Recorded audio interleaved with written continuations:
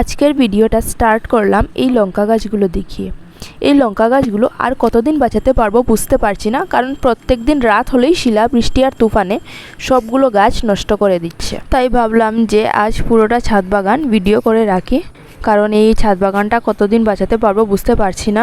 কারণ প্রত্যেক দিন যদি শিল পড়ে তাহলে সবগুলো গাছ মরে যাবে।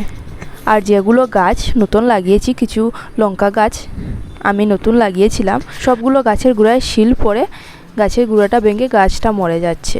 সকালে এসে ছাদ বাগানে দেখি যে টব সহ গাছ উল্টানো থাকে, তারপর আমি গাছগুলো তুলে দেই। আর এই দেখুন, এই বেগুন গাছগুলো শিল পড়ে কি হয়েছে, গাছের বেশিরভাগ পাতাই শিল পড়ে নষ্ট হয়ে গেছে। আর আজ দেখাবো যে গরমের সবজি লাগিয়েছিলাম, সবজিগুলো কেমন হয়েছে। এই দেখুন, গরমের সবজিগুলো লাগিয়েছি, সবগুলো সবজির গাছগুলো ফুটে গেছে। আর গাছগুলো অনেকটা ছোটো, তাই শিল পড়ে কিছুটা গাছ মরে গেছে। এই দেখুন, এই গাছগুলো হয়ে গেছে, কিন্তু কয়েকটি গাছ মরে গেছে শিল পড়ে। এগুলো হলো বরবটি গাছ, অনেকটা বরবটি গাছ শিল পড়ে ভেঙে গেছে। আর সবগুলো বরবটি গাছ ফুটেছিল। লাল শাক, ঢেঁড়স, ঝিঙ্গা, তারপর লাউ, কেরেলা, শসা সবগুলো গাছই ফুটে গেছে। আর এই দেখুন, আমার ছুলা গাছে কি সুন্দর ছুলা হয়েছে, গাছে অনেকটা ধরেছে।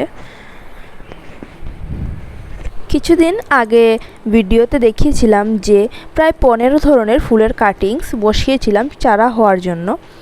আর আজ এই চারাগুলো আমি রিপোর্টিং করব, কারণ সবগুলো কাটিংস চারা হয়ে গেছে। আর সবগুলো রিপোর্টিং করব না, যেগুলো গ্লাসে বসিয়েছিলাম সেগুলো রিপোর্টিং করব, আর বাকিগুলো আমি গ্রো ব্যাগে বসিয়ে দিয়েছিলাম মাটির মধ্যে, তাই আর সেগুলো রিপোর্টিং করতে হবে না। গাছগুলো আরও বড় হয়ে যাওয়ার পর রিপোর্টিং করব। আর আজ কয়েকটি গাছ রিপোর্টিং করব, আর তা আপনাদের সাথে শেয়ার করব। এই দেখুন, এই কাটিংসগুলো কি সুন্দর পাতা দিয়েছে। এটা হলো সূর্যমুখী ফুলের ডাল, আর ডাল থেকে কি সুন্দর পাতা বেরিয়ে এসেছে। তো প্রথমে আমি এই কাটা মুকুটটা দিয়ে শুরু করি। প্রথমে এই কাটা মুকুটটা আমি রিপোর্টিং করব। এই ছোট গ্রো ব্যাগে আমি এই কাটা মুকুটটা বসাবো।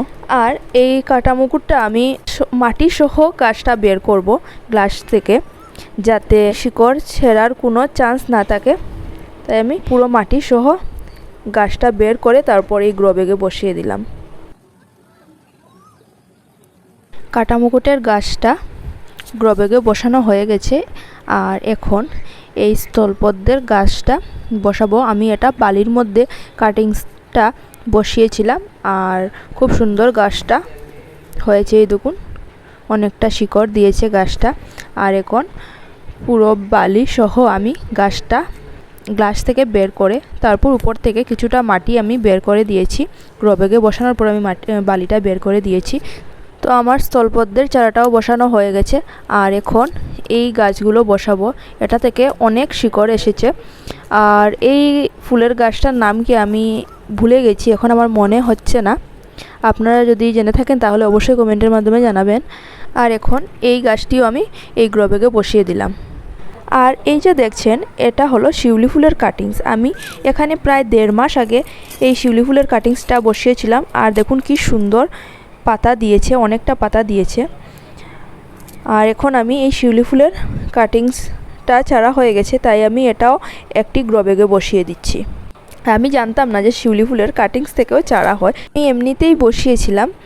আর দেখি সত্যি সত্যি ডালটা দেখে চারা হয়ে গেছে। আর এটা হলো জবা ফুলের চারা, কিন্তু এটা কী কালারের জবা ফুল আমার মনে নেই। তো এটাও আমি এই গ্রো ব্যাগে বসিয়ে দিলাম। আর এই যে দেখছেন, এই গাছগুলো হলো তরমুজ গাছ। আমি 3টি তরমুজের বীজ এই গ্লাসটাতে বসিয়েছিলাম। দেখুন গাছগুলো কি সুন্দর হয়েছে। আর আমাদের এখানে তরমুজ গাছে তরমুজ ধরবে কিনা জানি না, কিন্তু তবুও চারা যখন হয়েছে তাই আমি এই তরমুজের চারাগুলো একটি বড় গ্রো ব্যাগে নিয়ে বসিয়ে দিলাম। তো আজকের মতো আমার ভিডিওটা এখানেই থাক, আগামীকাল নিয়ে আসবো নতুন একটি ভিডিও। আজকের আমার এই ভিডিওটা যদি আপনাদের ভালো লাগে তাহলে আমার পাশে থাকবেন আর আমার চ্যানেলটি সাবস্ক্রাইব করবেন। Happy gardening.